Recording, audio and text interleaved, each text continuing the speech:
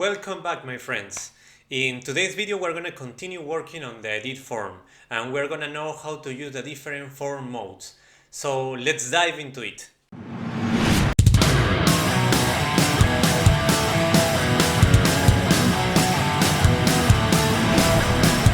Okay, so let's continue doing some customization. Now we need to change this particular control, right?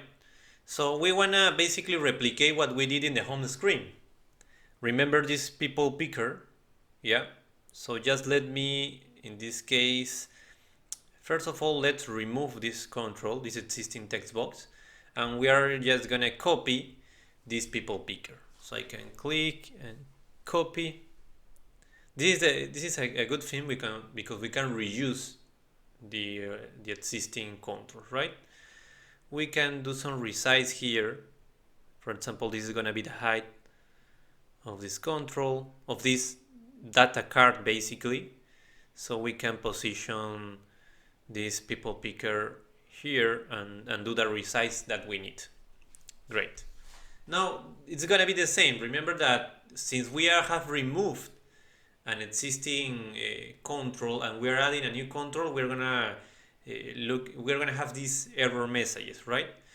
So first of all, it's important to basically change the name of the controls. We have copied those controls from the home screen, so it has a default name. So we need to change the text input field or control and the list box control. Now in the update method, we need to replace the value from the original control that we removed with the value from the new text box that we are adding. And the same for this Y property, which is basically the position where the error message is going to show if we have a error. So now it's working. As you can see, we copied and paste as is and it's working. But we need to do some changes, right? Remember that we use some variables, but in this case we need to use a different variable. So first of all, in the invisible property of this screen, we are going to create a new variable. This variable basically is going to store the value that has been selected from the people picker, and it's going to be AE user bar. And we are going to also store not only the value that has been selected, the name of the person, but also the email, because we need to update that value to the SharePoint list, right? Excellent. So let's replace the variables, the original value variable for this new one, the AE user bar. Okay, just let me validate that it's working. And we need to do some adjustments also to the different properties of the list box. For example, for the items, we remember that we have some validations, but in this case, instead of the original variable, we are changing it with the new variable. The rest is the same. We're not gonna do any particular change there. For also, we need to change the visible property, basically because there is a particular validation here. Just rename the variable that we're using, and also let's change the onSelect. We are gonna set the value of this new variable based on the value that we have selected from the list box. So remember, it's the same. We are just changing the name of the variable that I'm using, right?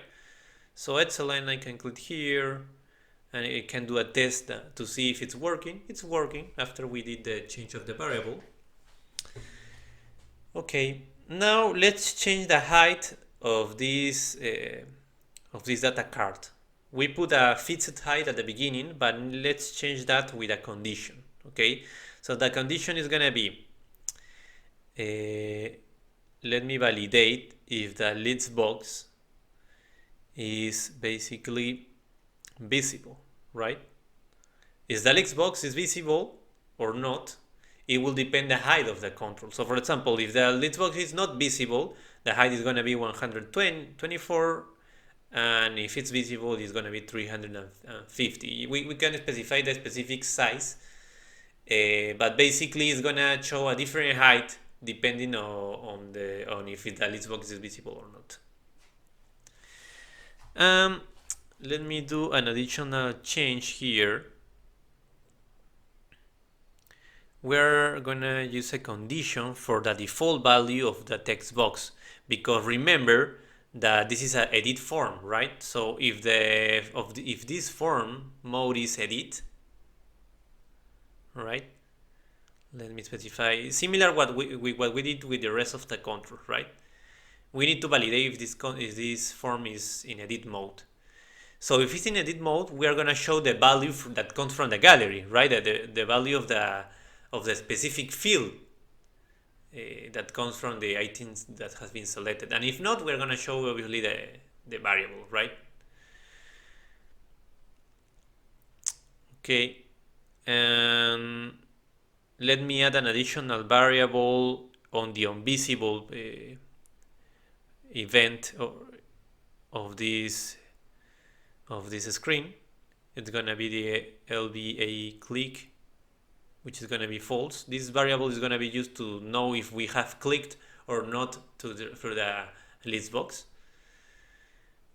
Okay, and let's change the onSelect variable, because the onSelect method, because we are just selecting the item, but I'm gonna put the value of this variable to true, basically to determine that we have clicked on this list box.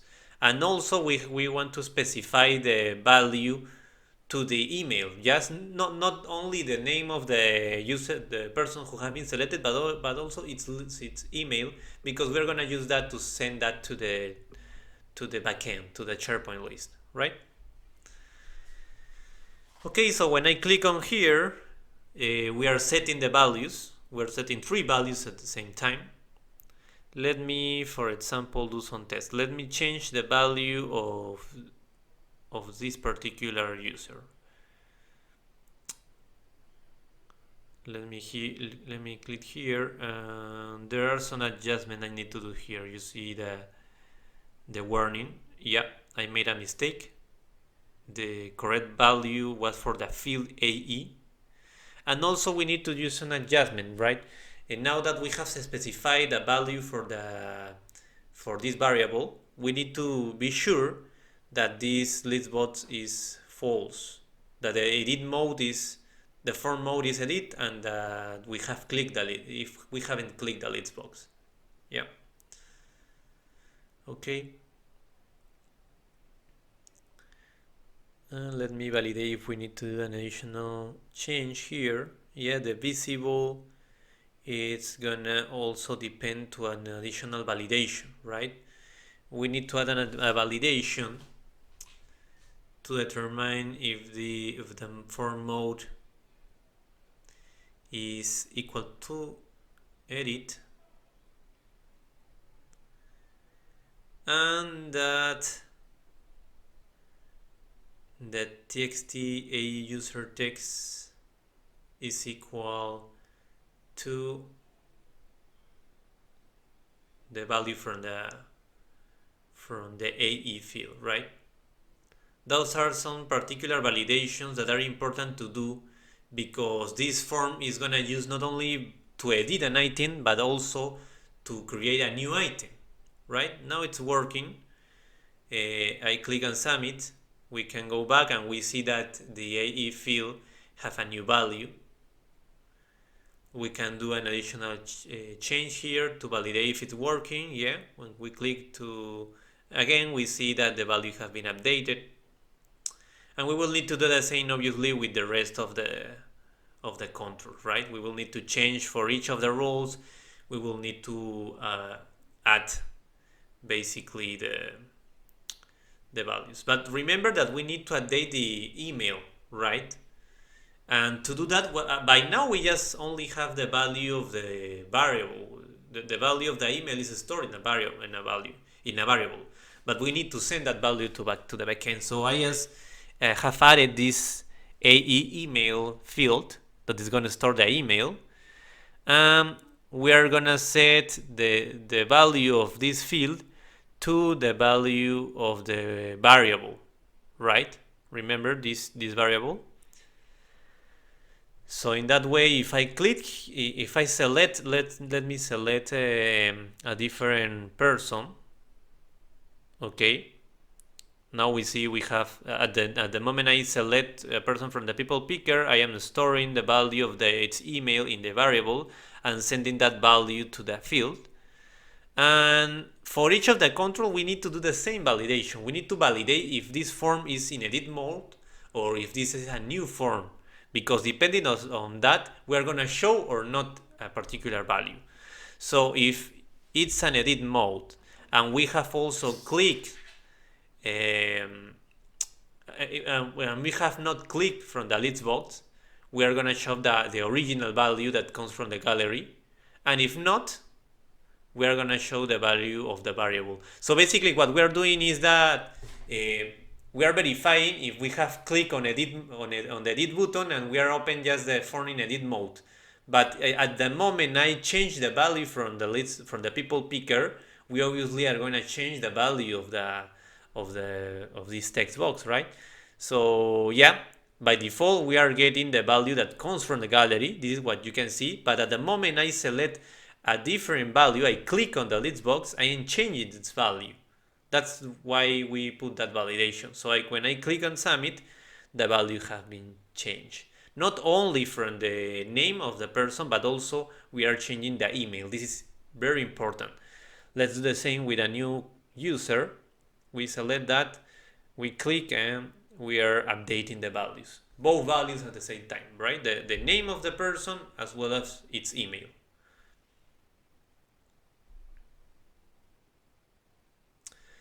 Now let's put the visible property of this control to false, because we don't want to show the email, but we already have set the value, and we will need obviously to do the same for each of the rest of the control that needs a people picker.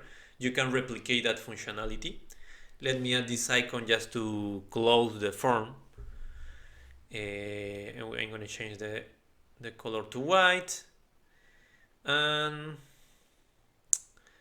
I'm gonna do an additional adjustment here on the onSelect. Basically, I'm gonna we are gonna use this method, the reset form. The reset form is basically put all the form in blank, right, as a new form, and then we are gonna send the values. Not send the values, but go back to the home screen, because we already have sent the values at the moment that we have click on the submit button, right? But this is gonna be basically when we don't want to do any change and we want to cancel this form, we just reset the form to don't get any value stored on cache. Yeah, it's in edit mode. It's working. Now we need to change the value. We need to click in the onSelect method. We're going to use this method for this icon, right? The new form, because we are specifying that when we click on there, we're opening a new form. And we specify which form is going to be, this is going to be the edit customer form. And now we specify navigate. So with the new form, we are specifying the form mode. In this case, not going to be an edit mode. It's going to be a new mode, right? New form mode. That's why we need to specify that method. So you can see now that when I click here, all of the fields are blank. We are not getting, and when we click on the icon for edition, we obviously set a default value of the field, or all of the fields, right? That's the main difference, the form mode. We need to do a particular change to these drop downs, because those drop downs should be blank also. Yeah, there was a space here that we need to apply. Remember, click, yeah. So when the value is not, the form is not in edit mode, we are just gonna show all the values on blank, right? And the same for the prioritized field. I wanna put the default value to false, right? So the validation is the same. If this control is this form is in edit form, sorry, in edit mode, the value is gonna be the default value. But if it's a new form, the default value is going to be false. Okay, so we can click on edit and we see this particular item or customer have been prioritized. But if I click on a new form, the default value of the prioritized field is false, right? Now let's do an additional change. I'm going to change the title name of this form because it's going to depend on the form mode, right? So again, the validation is going to be if this form is in edit mode, right? Let me put this again.